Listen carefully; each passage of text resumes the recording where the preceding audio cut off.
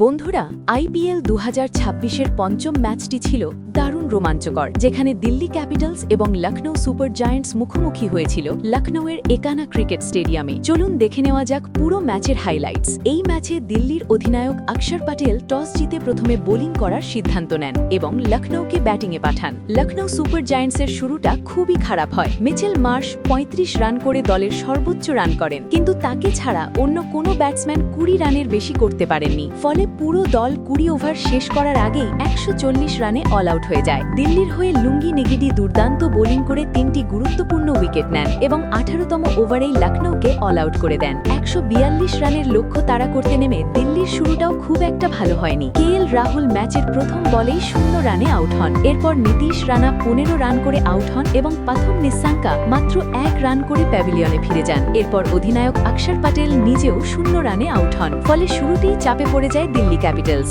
এই কঠিন পরিস্থিতিতে দলকে সামলাতে আসেন সমীর রিজভি এবং ট্রিস্টন স্টাবস। তারা দুজন মিলে অসাধারণ পার্টনারশিপ গড়ে তোলেন। সমীর রিজভি মাত্র ৩৭ বলে নিজের অর্ধশতক পূরণ করেন এবং শেষ পর্যন্ত ৪৭ বলে ৭০ রানের দুর্দান্ত অপরাজিত ইনিংস খেলেন। অন্যদিকে ট্রিস্টন স্টাবস ৩২ বলে ৪০ রান করেন। তাদের দুজনের মধ্যে ১০০ রানের গুরুত্বপূর্ণ জুটি গড়ে ওঠে, যা ম্যাচের মোড় ঘুরিয়ে দেয়। শেষ পর্যন্ত দিল্লি ক্যাপিটালস ১৭তম ওভারেই ৬ উইকেট হাতে রেখে সহজেই ম্যাচ জিতে নেয়। বন্ধুরা, এই ম্যাচে দিল্লি ক্যাপিটালসের পারফরম্যান্সকে আপনারা ১০-এর মধ্যে কত নম্বর দেবেন কমেন্টে জানাতে ভুলবেন না। ভিডিও ভালো লাগলে লাইক করুন এবং চ্যানেলটি সাবস্ক্রাইব করুন। ধন্যবাদ।